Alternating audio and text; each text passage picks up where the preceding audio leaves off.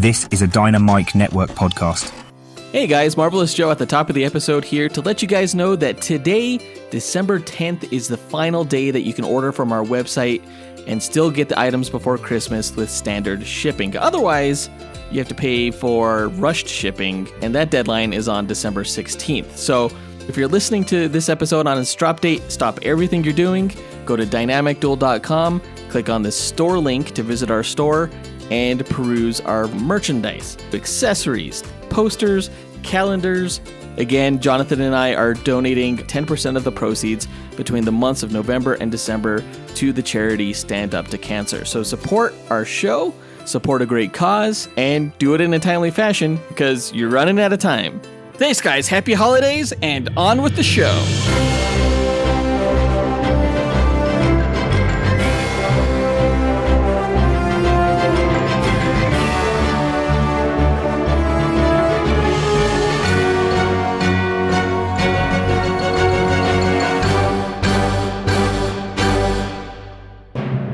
Welcome to the Dynamic Duel Podcast, a weekly show where we review superhero films and debate the superiority between Marvel and DC by comparing their characters in stat-based battle simulations.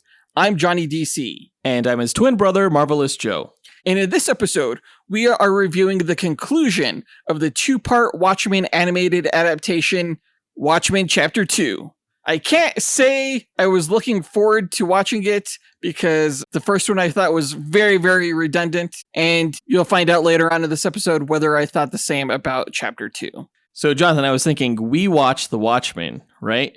And the listeners are listening to us talk about watching The Watchmen. So are they watching us watch The Watchmen? They're the watchers of The Watchmen watching The Watchmen. Answering the real philosophical questions on this podcast.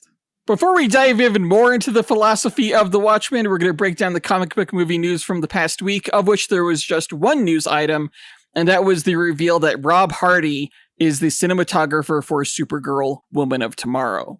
As always, guys, we list our segment times in our episode description, so feel free to check out the show notes if you want to skip ahead to a particular topic. Our artificially intelligent duel simulator, AJ9K, has a quick message for our listeners, so listen up. Why, hello there. Do you want even more from this podcast? Then become a part of the Dynamic Duel community on Patreon, where you can choose from 3 tiers. The Dynamic 2.0 tier gives you access to our Discord chat server, the Fantastic 4 tier gives you 2 bonus episodes each month, and the X-Force tier makes you an executive producer of this show. Lastly, the Dynamite Podcast Network tier lets you create your own podcast using this Monte Carlo simulator. Johnny and Joe will help you develop your show, provide graphic support and consultation, and get you simulation results. Pitch the twins your ideas via email at dynamicduelpodcast@gmail.com. Check it out at patreon.com/dynamicduel. Pip pip cheerio. Thanks, AJ9K, and thanks to everyone who supports the podcast. Guys, be sure to tune in to the other shows on the Dynamite Podcast Network this week, including Max Destruction, which pits your favorite action heroes from film and television against each other. Hosts Scotty and Gilly are taking a break for the holidays, so now is the perfect time to get caught up on their back catalog of episodes if you missed any. On the Centro World podcast, host Zachary Hepburn speculates on fights between fan-favorite anime and manga characters. This Thursday, Zach will reveal who would win in a fight between Tsunade from Naruto and Unohana from Bleach. On the Console Combat podcast, hosts John and Dean simulate battles between popular video game characters.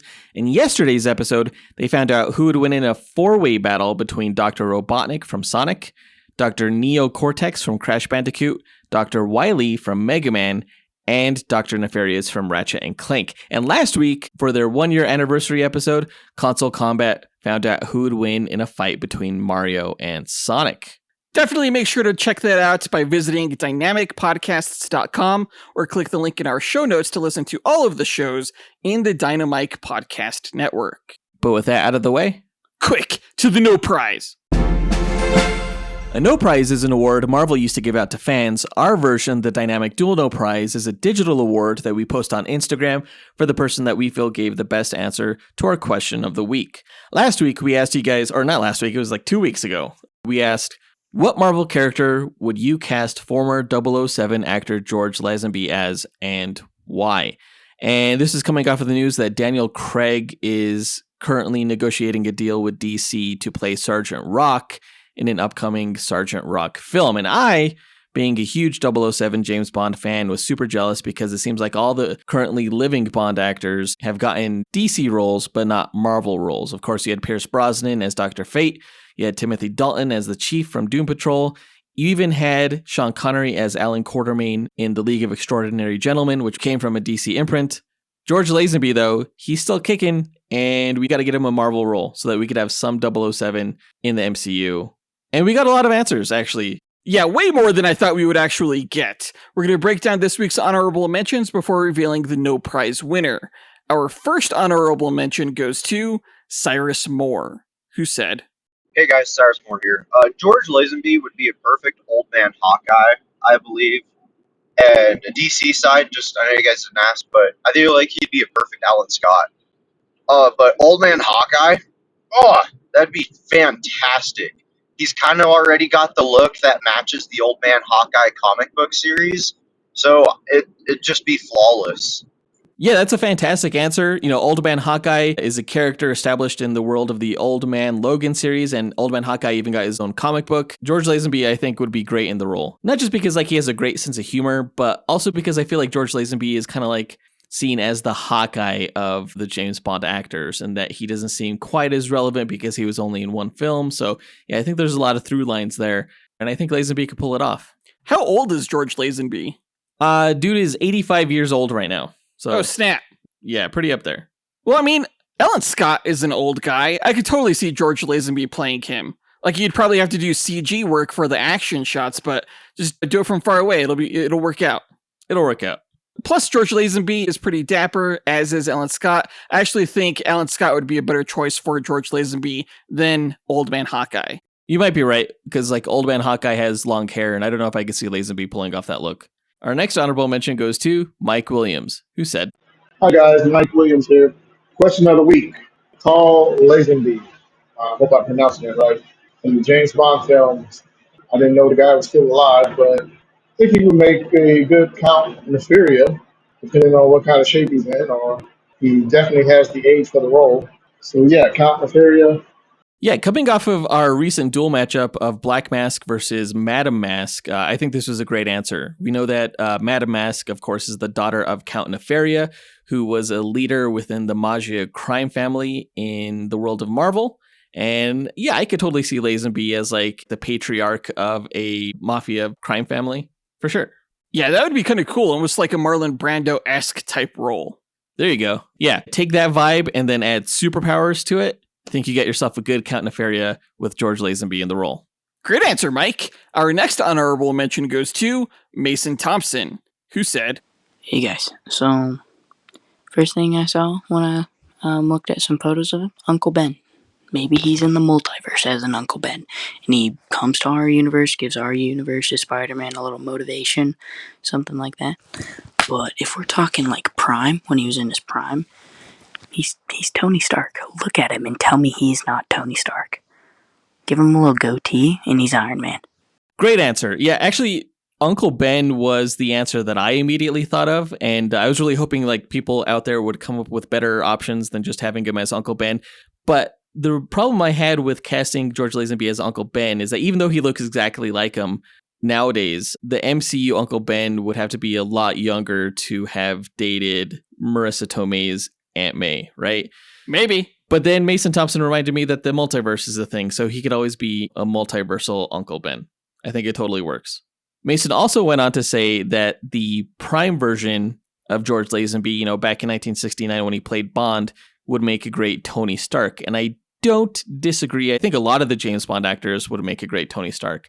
In fact, if I recall correctly, artist Alex Ross paints his version of Tony Stark in the likeness of Timothy Dalton, who was another James Bond actor. Oh man, I need to look this up. Yeah, look up Alex Ross, Tony Stark. Oh, holy cow, he does! Well, that's awesome.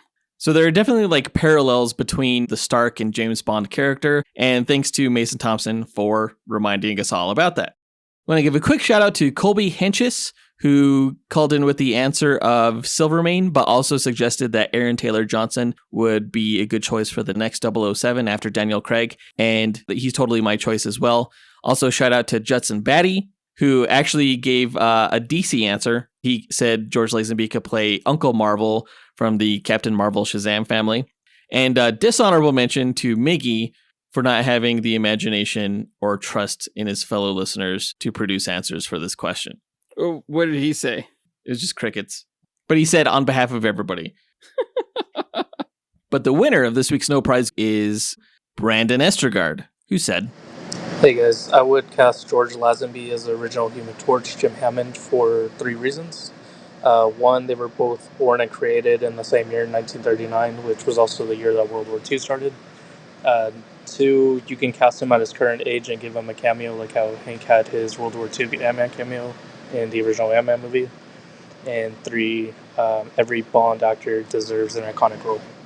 I really liked this answer. Of course, Brandon said that George Lazenby could play the original Human Torch, who was the superhero on the very first issue of the very first Marvel comic book ever. The original Human Torch was not a member of the Fantastic Four. Of course, Marvel fans know that he was an android named Jim Hammond, who was created by Dr. Phineas Horton. I go a little bit into his backstory in the Vision versus Martian Manhunter duel episode that we have.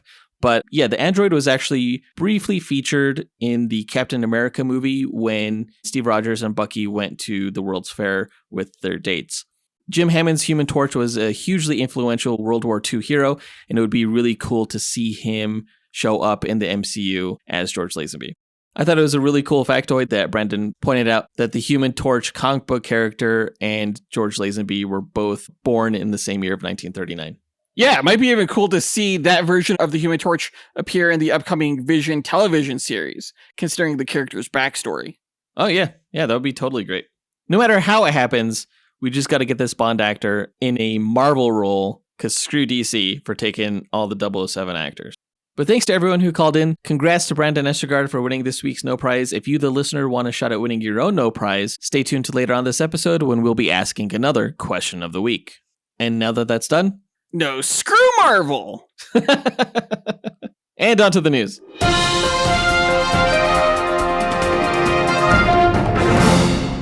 All right, over a week ago, James Gunn revealed on Threads in a conversation there that Rob Hardy, a veteran cinematographer in Hollywood, will be doing the cinematography for the upcoming Supergirl Woman of Tomorrow film. That film, of course, is starring Millie Alcock as Supergirl and is based on the comic of the same title. Now, this news is pretty awesome because the comic Supergirl Woman of Tomorrow takes place across the cosmos and visits different planets, and it looks really awesome. The art in the comic is fantastic.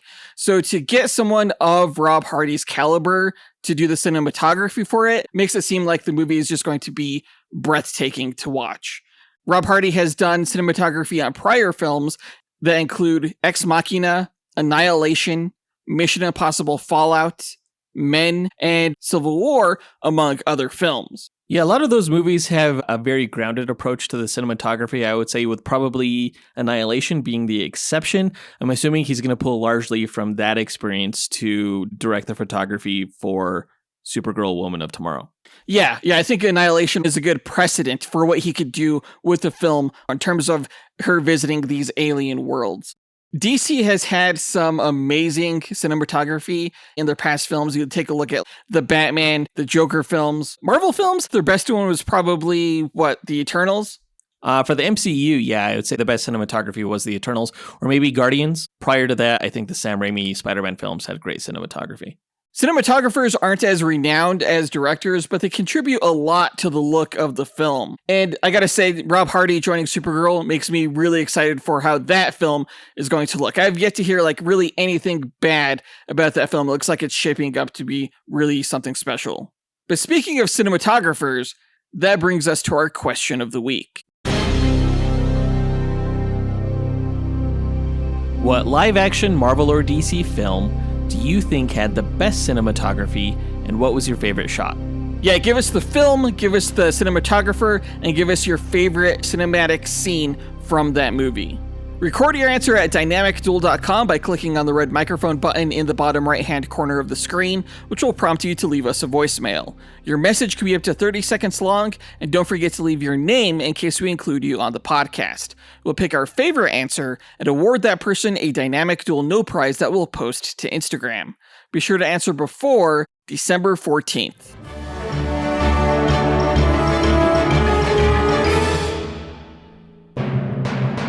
Well, that does it for all the news for this episode, but now let's go ahead and move on to the main event, where we review the animated adaptation, Watchmen, Chapter 2.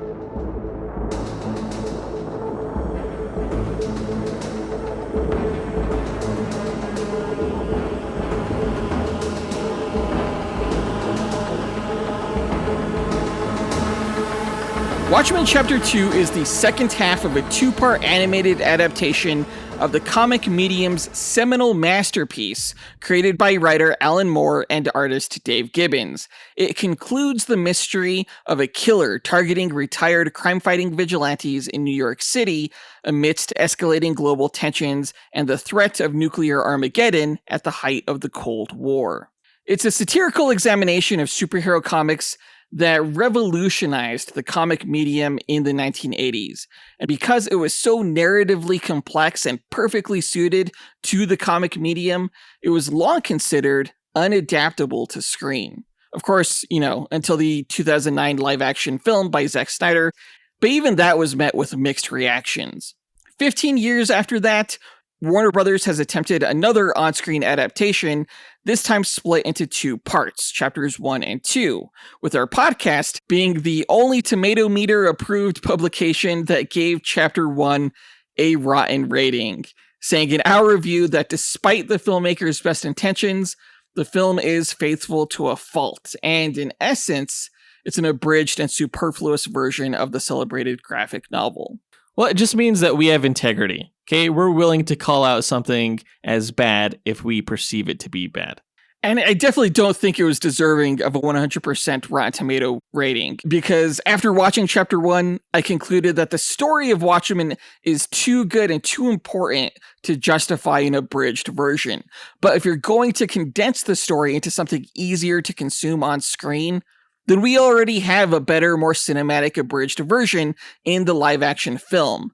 And this animated adaptation, in its ambition to be even more faithful to the graphic novel, makes itself redundant and less special. We speculated in our review of Chapter 1 that because of the ramped-up tension in the latter half of the story, Chapter 2 was probably going to be better, and it is, but just barely. So I'm not going to recommend watching this movie. I am going to recommend everyone read the graphic novel, though.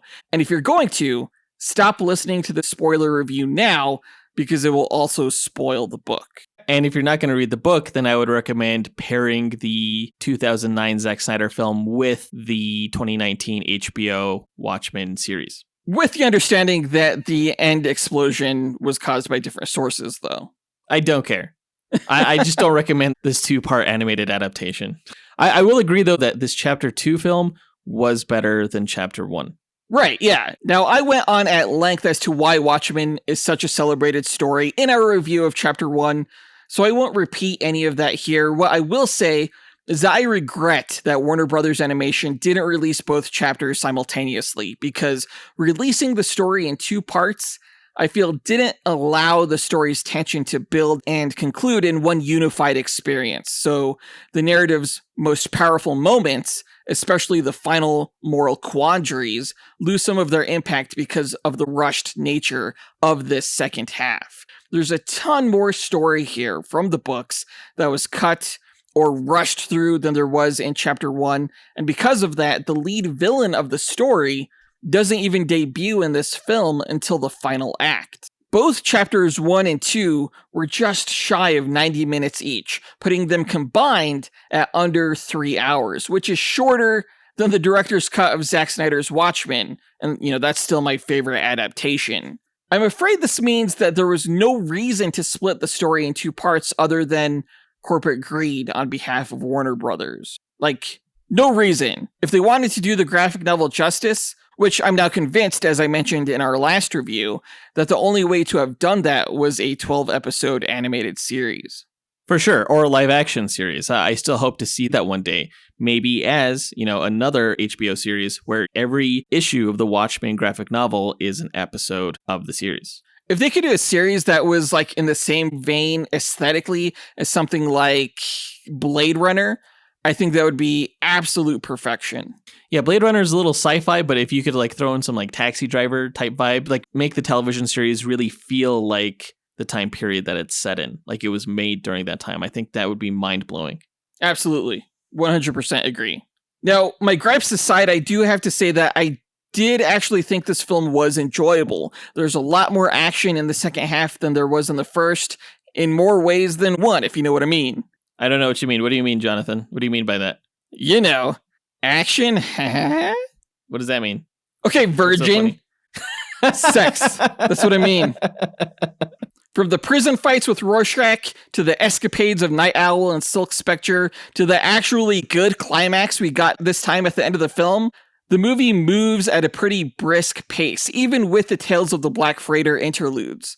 That said, for all the action it had, I felt Chapter 2 absolutely dropped the ball on the underlying tension of nuclear war that the book expertly managed to balance along with the character drama.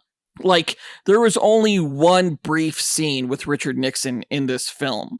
And to me, the adaptation struggled to capture the moral gravity that defined the source material, that Cold War era fear of nuclear Armageddon that loomed over every scene in the comic, creating this almost suffocating tension and urgency to the character struggles, as well as their moral compromises. The heart of Watchmen, for many readers, I think, has always been its commentary on humanity's capacity for self-destruction, and the horrifying lengths one might go to in order to prevent it. That's the moral of the story, right? Like, we are creatures who stand on the brink of annihilation, and any solution to that problem can be as monstrous as the threat itself. Watchmen Chapter 2 does present Ozymandias' terrible solution in full detail, giant squid and all, which is something previous adaptations have shied away from. But without the nuclear dread consistently simmering throughout the narrative, the final twist feels more like a shock tactic than this culmination of the existential anxieties from that era. I wonder if the animation has anything to do with that. It's kind of just really hard to connect with anything that you're seeing on the screen due to the rather stiff nature of it all.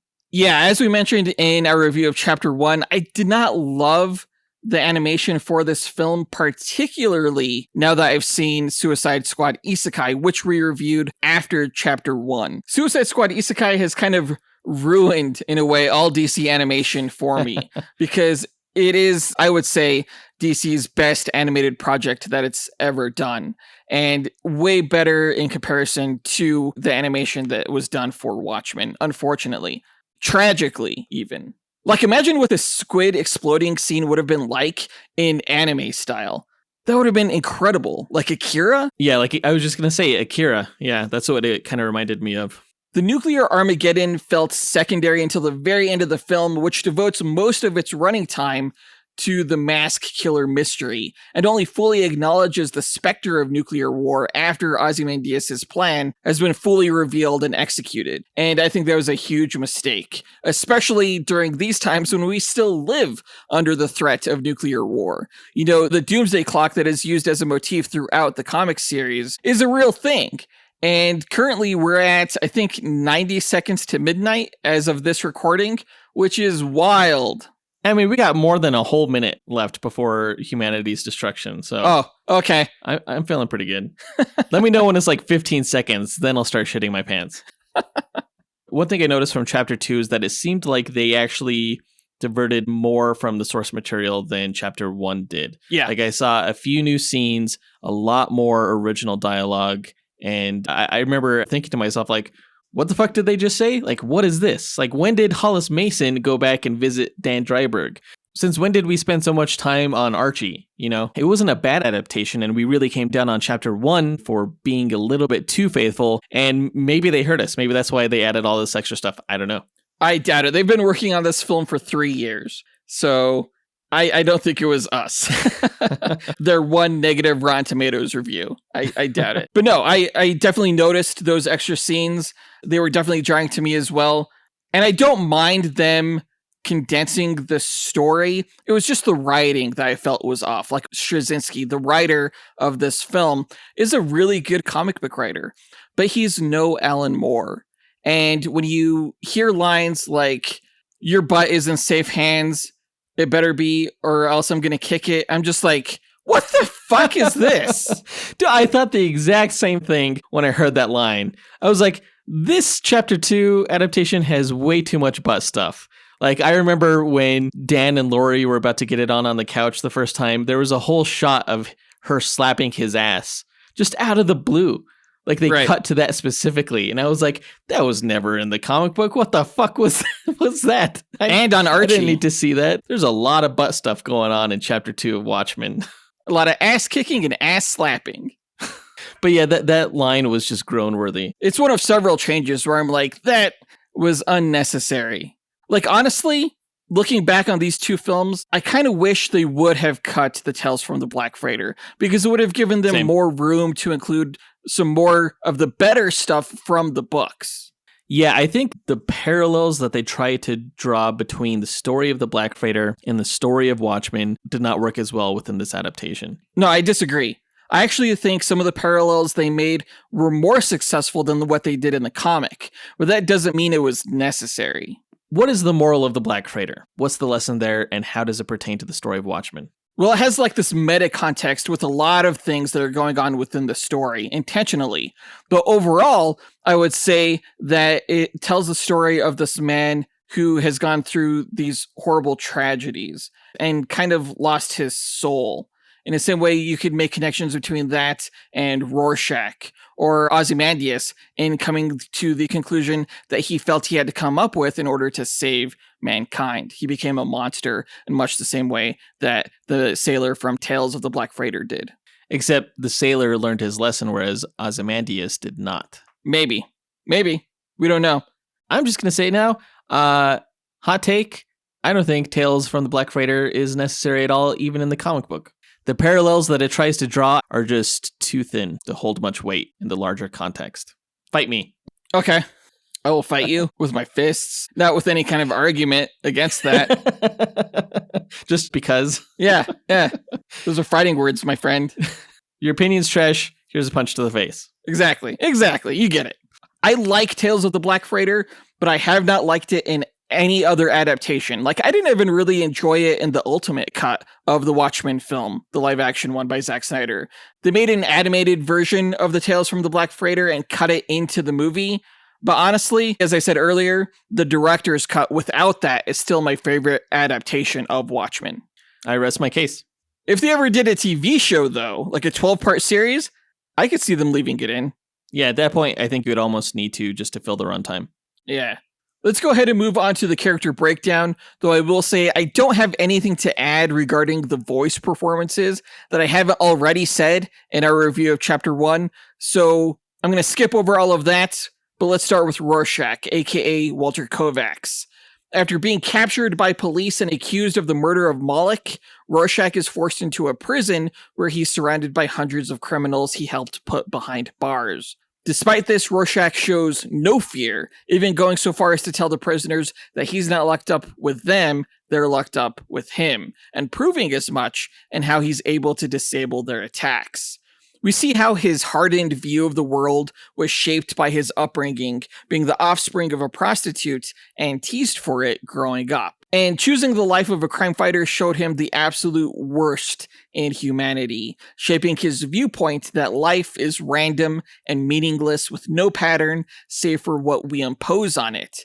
And Rorschach imposes his own strict black and white morality, deontological and uncompromising, which is why he's killed by Dr. Manhattan in the end, because his inability to compromise to allow a little evil for a greater good would lead to greater harm. I do wish that they would have taken a little bit more time with his personal backstory that is revealed during his sessions with the psychiatrist.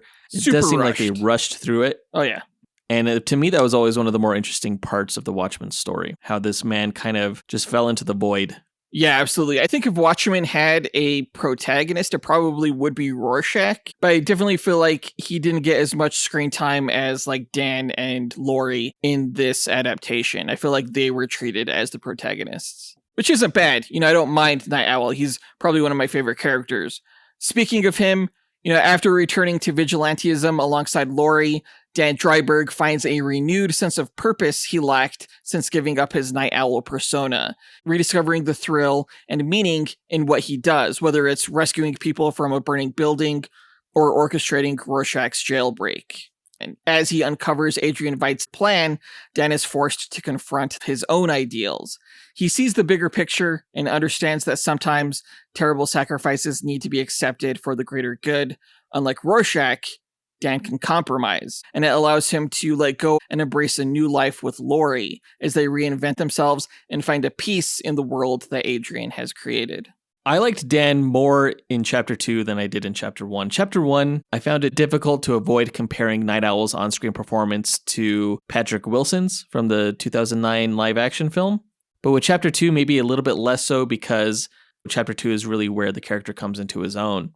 The moment when he was explaining to Laurie how he just felt impotent because of all the pressure surrounding the events worldwide and locally, I really connected with. It felt believable to me in a way that felt a little bit more palpable than even the comic book. Maybe, I don't know. In this movie, I think he came across as much more confident earlier on in the story than he was in the comic. When the second half of the story starts, he's still very meek. It wasn't until he really went out crime fighting for the first time that he kind of began to get his edge again. But I feel like he was flirting with Laurie even before he put on the costume in this adaptation. For sure. Yeah, he got his groove back a little bit earlier than in the books. Yeah. One of my favorite things about the character of Night Owl in the comic was his gadgets. He's a gadgeteer, inspired by the character of Blue Beetle. And there were a lot of them that were missing from this adaptation, unfortunately. I think he had some cool ones. He had those crescent darts. I call them that because that's what Moon Knight calls them, but they were like in the shape of crescent moons, but they were like taser discs, right? They had like an electrical current running between the tips. But did he have a hot cocoa dispenser in Archie like he did in the comic? He had jazz music. Yeah. Let's move on to Laurie Yuspachik, aka Silk Spectre 2. After walking away from Dr. Manhattan's, Laurie begins carving out an identity on her own terms. Joining Dan, she finds someone she can truly relate to, free from the weight of her mother's expectations or the stifling life at Dr. Manhattan's side. Fighting crime with Dan renews the sense of purpose within her, letting her step out of the shadow of her mother and into her own spotlight. During her time on Mars, Laurie comes to the revelation that the comedian, the man who tried to rape her mother, is her father, and it affects everything she thought she knew about not only her upbringing, but also love and ultimately forgiveness. When Adrian's plan is revealed, it helps her adapt and accept the same compromises that would allow her to reconcile with her mother and grow further into her being her own hero. Laurie's arc is always a good one, especially in Chapter 2, but I will say that I think that this film handled the revelation on Mars more clumsily than I would have liked. There's just some weird dialogue surrounding it when like Dr. Manhattan's like, look at this chaotic terrain. And she was like, we have chaotic terrain. Look at the chaoticness of my family. I'm like, that was kind of a stretch. I think that was from the comic. Well, that's just bad writing. I don't think it's a terrible line. The whole exchange was done so much better in the comic because there was just a lot more to the conversation. So it didn't feel forced and it didn't feel rushed. It felt very natural. I actually really like that issue from the comic. I thought the live action version handled it believably and just better all around. The live action version was better, and the comic is even better than that. The way the comic plays with time is done in a way that I feel like you can't really translate as well to film, just because of the nature of the different panels and the way you shift from scene to scene in a comic. In the comic book, it doesn't necessarily feel like flashbacks. No, it feels literally like the events are taking place concurrently in the same way that Dr. Manhattan perceives time.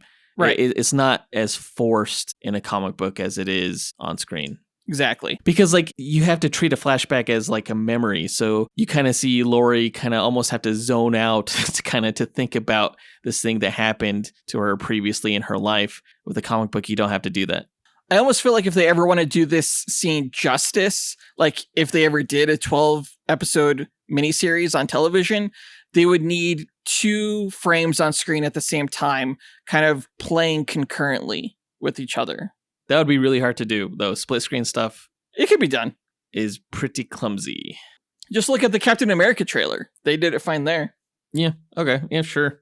I'd at least like to see it attempted before Yeah. I judge it.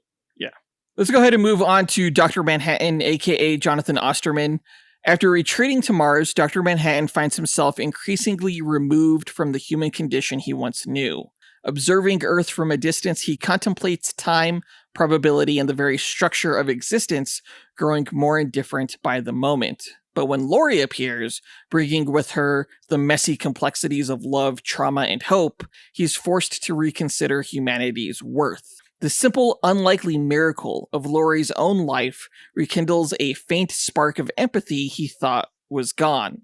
After returning to Earth and witnessing Adrian's atrocity, Dr. Manhattan agrees to keep the peace through silence, yet in doing so, he chooses to leave Earth behind, forging a new path where he can create life and shape his own meaning in the cosmos.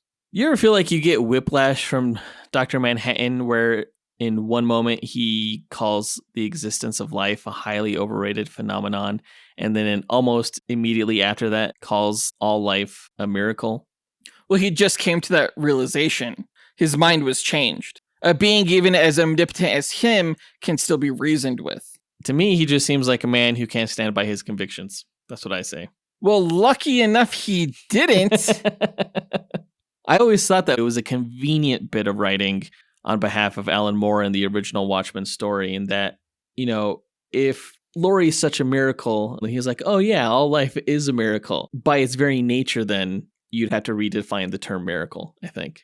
Well, she helped him realize that the rarity of life itself in the cosmos is a miracle, and that by its very nature, each human life is its own miracle, which it is, because, you know, all of us were at one point, you know, different competing sperm and ova fighting for a chance to become what we are now. I just feel like that's a little bit ridiculous, because sure, the odds of the sperm connecting with that specific egg from your mom statistically is highly unlikely, but again, it happens all the fucking time. So On Earth, again, I think you have to redefine your definition of miracle, because it's not that special. cynical asshole says what? Touche. Appreciate your own life. What does that have to do with anything that we were talking about? I'm saying you're a miracle, bro. I'm saying You don't have to accept perceive it. life as a miracle in order to appreciate it. I'm just saying you have to redefine miracle if, you know, it happens repeatedly over and over, and even sometimes by accident. Wow. Got to put a rubber on it, man. Got to put a rubber on it. Well, how would you redefine it then? I would define it as highly probable, even though the fact that the comedian and Sally Jupiter didn't get along at first, you know, later on they did. And they boned each other and they had a baby, as these things happen. So I'm not like freaking claiming it's the same thing as air turning into gold, like Dr. Manhattan is. And yet the rest of the universe may say differently. They'd be like, holy shit, there's a planet with life on it. What? Says the planet that also has life on it. Yeah. So, okay. Yeah. All right. I may be coming across as overly cynical, and I'm not really a cynic, but I'm not nearly as wishy-washy as Dr. Manhattan either. I don't think you appreciate being alive enough, Joseph. Really? Yes. Okay. I guess what I'm saying is you need like an existential breakdown. Okay. I'm pretty busy at work, so it might happen. Moving on to Ozymandias, aka Adrian Veidt. Adrian doesn't have too much screen time. In chapter 2, he spends most of that revealing the full extent of his grand, terrifying vision. You know, he was an admirer of Alexander the Great, and Adrian's master plan is his way of slicing through the Gordian knot that was the Cold War tensions, a problem too tangled and complex for any rational negotiation. Rather than seeking a delicate solution, he opted to manufacture a common enemy to rally humanity. By sacrificing millions of innocent lives, he took the utilitarian approach that the ends justify the means. Yet after the dust settles and the surviving heroes reluctantly agree to silence, he looks to them for validation, an assurance that he truly did the right thing. His triumph feels hollow, and despite all his brilliance, he remains uncertain whether he succeeded in preserving life's value or simply proved that humanity can be manipulated into salvation for however long that lasts. Here's another issue I have with the story of Watchmen. Okay. And Ozymandias' plan. And another reason why I like the 2009 live-action adaptation better, because in that film, they showed that Ozymandias not only attacked New York, but a lot of major cities across the globe. True. Which I think was important to humanity coming together against a common enemy. Let me draw a metaphor for you, okay? Say you're about to get in a fist fight with your sworn enemy, okay? And right before you two are about to throw punches, your enemy gets hit by a bike or something like that, okay? Are you two all of a sudden going to join forces together against the bicyclist? Or are you going to be like, thank God it was that guy and not me that got hit by the bike? I'm not necessarily convinced that New York specifically getting attacked, and only New York getting attacked, would draw the entire globe together in world peace, considering that, America was about to be part of the end of the world, I'm not sure that New York would draw that much sympathy from America's enemies at that time. Well, if I thought that the bicyclist was also going to come after me right after he attacked you, then yeah, I'd probably join forces with you to fend off the bicyclist. I don't know if you caught that. I consider you my mortal enemy. I was like, wait, what? Why is it me that got hit by the bike? I guess you're right in that regard. But yeah, I can totally see why the live action adaptation had multiple attacks across the globe. Yeah, I would agree with you, actually. That is one of the things that the film version did better than the book version. It was that, and also Rorschach going to Dr. Manhattan to see if he could see into the future to find out who the masked killer was. Those are two kind of gaps that are in the book that the movie covered well, I thought.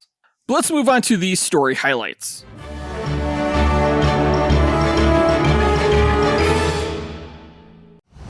In a world where fantasies collide and heroes clash, one podcast network rises above the rest. Prepare yourself for the ultimate showdowns in comic books, video games, movies, and anime. The Dynamite Podcast Network presents Console Combat, where video game legends brawl every Monday. Dynamic Duel, where comic book titans smash every Tuesday. Max Destruction, where TV and action heroes battle every Wednesday. And Sendro World, where anime champions clash every Thursday. Join us as we speculate on the matches and, armed with the power of mathematical simulations, discover who will emerge victorious. Visit dynamicpodcast.com, where we settle the debate and settle the score. On a remote island, horror comic writer Max Shea and surrealist painter Hira Manish reflect on how they, along with a group of scientists, contributed to creating a nightmarish creature for unclear reasons and for an unnamed benefactor, currently being shipped off the island. Over the course of the film, interwoven within the narrative, one of Max Shea's comics, Tales of the Black Freighter, tells the story of a sailor marooned on an island after his ship was destroyed by the dreaded phantom pirate ship known as the Black Freighter. Forced to build a raft from corpses of his shipmates, the traumatized sailor grows mad as he battles sharks and the sea itself to get home to Davidstown and protect his family from the oncoming Black Freighter pirates, only to mistake his wife for a pirate while attempting to rescue her. The sailor is then chased by a mob to the sea, where the Black Freighter waits for him. Now, this, of course, isn't all in the first scene. It's interspersed throughout the film, but I wanted to get the Black Freighter narrative out of the way. Yeah, I think I said my piece on it. Again, fight me. With my fists! Now, captured and imprisoned, Walter Kovacs, aka the vigilante Rorschach, overcomes a prison attack by inmates he helped put there. During a psychological evaluation, Rorschach reveals his traumatic childhood and how he was driven to murderous vigilantism after confronting a man who fed a young girl he kidnapped to his dogs. Meanwhile, Dan Dryberg rescues Lori Uspechik from a fire in his basement that Lori accidentally caused while inspecting his high-tech hovercraft, Archie. While talking about their inspirations for becoming costumed vigilantes, Dan admits the comedian's death, Rorschach's imprisonment, Dr. Manhattan's exile to Mars, and the attempted assassination of Adrian Veidt are too coincidental to be unrelated. While watching television, Dan and Lori eventually kiss, and though they attempt to make love, Dan finds himself impotent from the nightmare-inducing stress of impending nuclear war. One of the things they did in this movie that was taken straight from the comic that I thought they did better than the live-action version was Rorschach tying the guy who killed the young girl to his boiler and giving him a saw to cut off his own hand as he set fire to his house. The movie was way more violent, but I actually think it's a little bit more Jigsaw-esque, like from the movie Saw, to make him try to cut off his own hand to save himself, knowing that he ultimately would not be able to do that.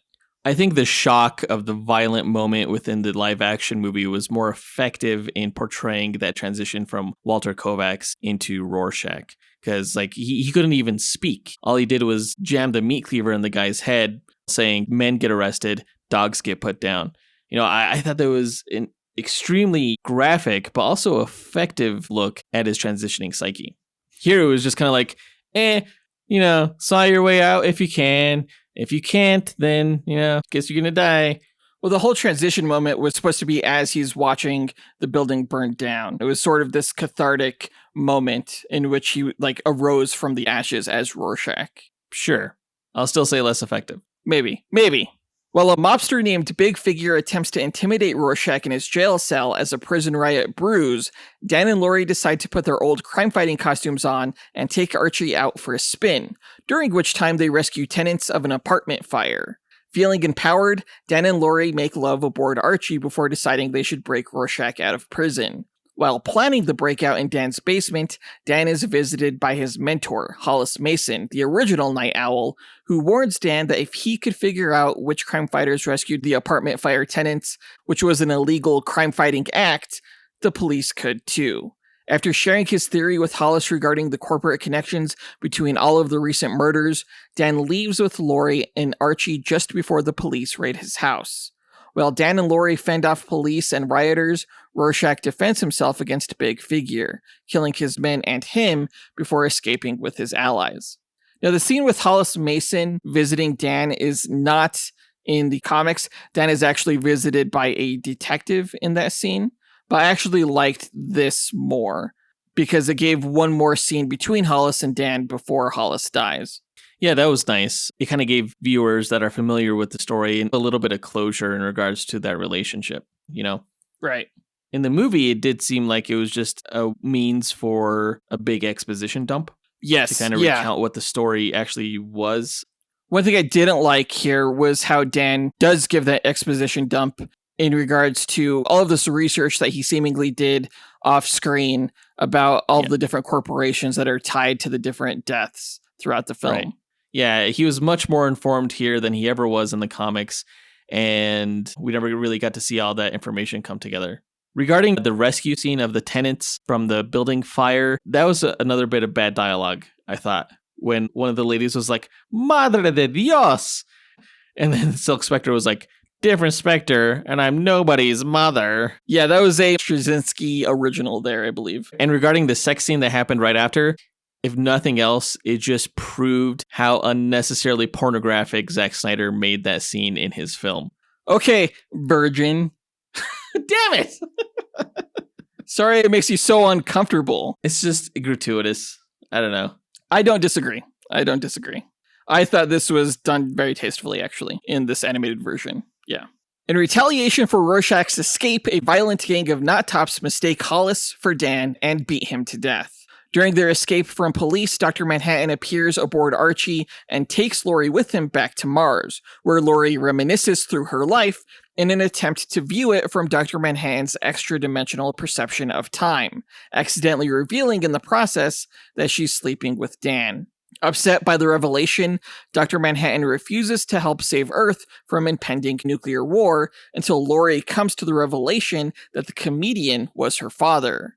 Astonished by the near miraculous unlikelihood of the union between Laurie's parents and of Laurie's existence in general, Dr. Manhattan decides to take her back to Earth and help. Meanwhile, Dan and Rorschach visit Adrian's office, hoping he can help them figure out the connection between the corporations involved with the recent deaths, only to discover that Adrian is away at his Antarctic base, Karnak, and that he owns all of the corporations involved. On their way to Antarctica, Rorschach mails his journal to the conspiratorial magazine, The New Frontiersman. I do like the way this movie handled Dryberg's revelation that Ozymandias was behind everything, more than the book's method of having Ozymandias have a really obvious password on his computer. Like, he's the world's smartest man, and yet his password was Ramesses II, right? Wait, that's an obvious password? Yes. Oh shit, I need to change mine. Here, there was like no hacking of anything. You know, it was just good old-fashioned detective work looking through financial records. Maybe, I guess you could also say that those records should have probably been in a vault or a safe of some sort, and not just like in a drawer that could be easily opened. I guess that's fair. When Adrian arrives at Karnak, his assistants reveal that the shipment from the island has arrived and that everything for his plan is in order. Adrian thanks them with wine that poisons and kills them while listening to an interview that he had done with a reporter that details his life's inspiration for unifying the world. As Dan and Rorschach approach Antarctica, we see the ship blow up that was carrying Max Shea, Hira Manish, and everyone else who built the unseen creature, now at Karnak, who Adrian teleports away. Dan and Rorschach attempt to ambush Adrian, but he counters and disables them, before revealing that he was the mask killer, having killed the comedian for learning of his plan, along with others to get rid of Dr. Manhattan to prevent him from stopping his plan, which was to force the world governments into an era of cooperation and peace while seemingly under the threat of an alien attack, which Adrian achieved prior to Dan and Rorschach's arrival by teleporting a genetically modified giant squid monster to New York City and causing it to blow up half its population. Do you ever feel like the squid monster was a little bit far-fetched in the realm of science fiction for the very grounded world that the Watchmen story is set in, or relatively grounded world?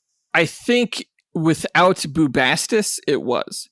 But with Bubastis, we understand that Ozymandias has been researching genetic modification for years. Bubastis, of course, is Adrian's pet lynx, genetically modified lynx.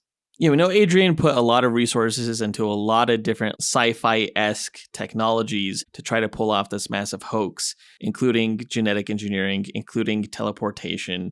Do you think that there is a more plausible way to fake an alien attack when we know that in history, sometimes faking an alien attack can be as simple as Orson Welles reading a radio broadcast? Of course, I'm describing, War of the Worlds. Do you think that there was probably a better way for Alan Moore to more convincingly have Adrian depict an alien attack than through all this sci-fi technology stuff? Well, how else would you kill 2 million people? Well, probably a bomb. I think a more plausible approach would be like the Independence Day route, where Adrian just develops this UFO hovercraft that drops a big bomb or something like that. I think that's still believable. Developing an aircraft that's unidentifiable by the world's military is more simple than genetically engineering this whole entire new creature. Yeah, probably. But I also think that, who knows? I think that if something like a giant squid monster suddenly appeared on the planet, I'd have an easier time believing it came from outer space than if you just had a craft drop some kind of explosive and then vanish. Then, that's nothing. I guess there would be some deniability there. Yeah, if Adrian went the ship route, he'd have to have the ship crash, and it would have to be of such advanced technology that no one would have ever suspected that he was the one who created it. Still seems a little bit more plausible than a fucking squid beak tentacle beast monster. Hey, man, don't hate the player, hate the game. Well, I will say I don't hold Alan Moore in nearly as high regard as you do. The hell does that mean? It means you put him on a pedestal, is what I'm saying. Name a better writer than Alan Moore. Jonathan Hickman. Nope. Wrong. Okay. Dr. Manhattan and Laurie arrive amidst the carnage in New York, too late to do anything due to the tachyon radiation from the explosion. Dr. Manhattan traces the teleportation energy signature to Karnak, where he, Laurie, Dan, and Rorschach hunt down Adrian for what he did. Though Adrian seemingly kills Dr. Manhattan in an intrinsic field subtractor, Dr. Manhattan rebuilds himself. Confronted by the other four, Adrian reveals via television that his plan was a success and that world leaders are calling for peace amidst the tragedy. Each of them accept the reality that Adrian's plan worked and agree to secrecy, except for Rorschach, whom Dr. Manhattan kills before informing Adrian that he's leaving for a less complicated galaxy to create new life. I can't remember, in the comic book, did he say that he was leaving for a new galaxy or was he leaving for a new world? Because in the Watchmen HBO sequel, we saw that he went to one of the moons of Jupiter, I believe, Europa, if I'm remembering that correctly, which is not in another galaxy. And I'm wondering which adaptation got it incorrect. In the comic, he said he was leaving the galaxy. Okay, so the HBO series got it wrong then. Yeah, it did. What are you trying to say? That it's not good now? Why are you so defensive, Jonathan? I just don't think you like the fact that I keep attacking what you keep referring to as the seminal work of the comic book medium. Yeah, because it is. And you can't accept that because you think you're too good for it. No DC work is ever going to be called seminal, not while I'm still alive. That could be arranged. Now, Laurie and Dan, now disguised as Sam and Sandra Hollis, visit Laurie's mother Sally in a California rest home, where Laurie reveals she knows the comedian was her father. Upon leaving, Laurie and Dan share renewed excitement for costumed adventuring. In the final scene, employees of the New Frontiersmen are forced to find a new story to run in their magazine now that the government no longer allows the press to criticize their former enemies. A junior staffer is asked to look through a pile of public letters for a story lead as his hand hovers above Rorschach's journal. That's the end of the film. I always liked that ending a lot, and I really like how the HBO series ran with that too, where it kind of became like this conspiracy among the militia group in that series. Even with like the squid babies, that kept the world on its toes. That was interesting. What did you think of the Sam and Sandra Hollis disguise? Because the live action movie didn't run with that. I don't see why not. I thought it was a good ending for Dan and Laurie, and I like the way they, paid homage to Hollis and everything like that. In the end, the book is definitely the best way to experience the story. And while Chapter 2 was better than Chapter 1, it's still this abridged animated adaptation that, may benefit from increased action in the source material's latter half, but ultimately it fails to capture the impact of the book, largely because the background threat of nuclear war plays second fiddle to the character drama. Now, I'm giving Chapter 2 3.5 out of 5 stars, a fresh rating on Rotten Tomatoes. That said, I'm actually not recommending this because it's the second half of a story, starting with Chapter 1, which I don't recommend. And I don't recommend this animated adaptation overall. So you're giving it a fresh rating, but you're saying you don't recommend it? Yes. Because of Chapter 1's inferiority? Yes, actually. Okay, yeah, I think that makes sense. Like, you wouldn't want people to see Chapter 2 on its own, right? They coexist with each other, Chapter 1 and Chapter 2. Right. Yeah, I agree, Chapter 2 is better than Chapter 1, but if Chapter 1 was a bigger letdown, then why recommend the films as a whole?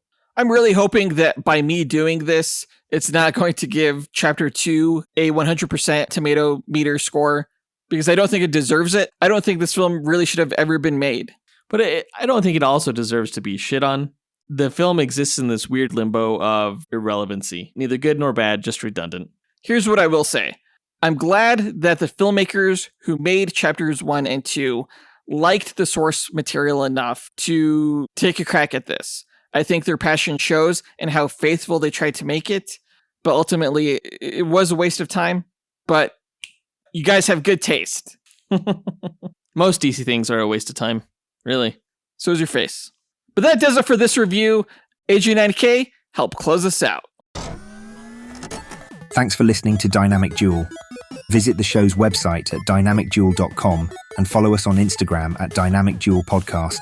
You can support the show on Patreon at patreon.com/Dynamic Duel and joining a tier that works for you, or by rating and reviewing Dynamic Duel on Apple Podcasts, Spotify, Podchaser, or on our website.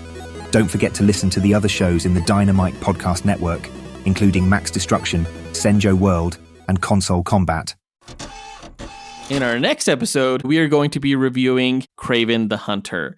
I have my tickets, and I am expecting to be entirely whelmed, I think is the best way to put it. Not underwhelmed, not overwhelmed, just whelmed.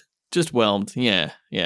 That does it for this episode. We want to give a big thanks to our executive producers, Ken Johnson, John Starosky, Zachary Hepburn, Dustyn Balcom, Miggy Matanguihan, Brandon Estergard, Nathaniel Wagner, Levi Yeaton, Austin Wesolowski, AJ Dunkerley, Scott Camacho, Gil Camacho, Adam Speas, Andrew Schunk, Dean Maleski, Devin Davis, Joseph Kersting, Josh Leiner, and Mike Williams for helping make this podcast possible.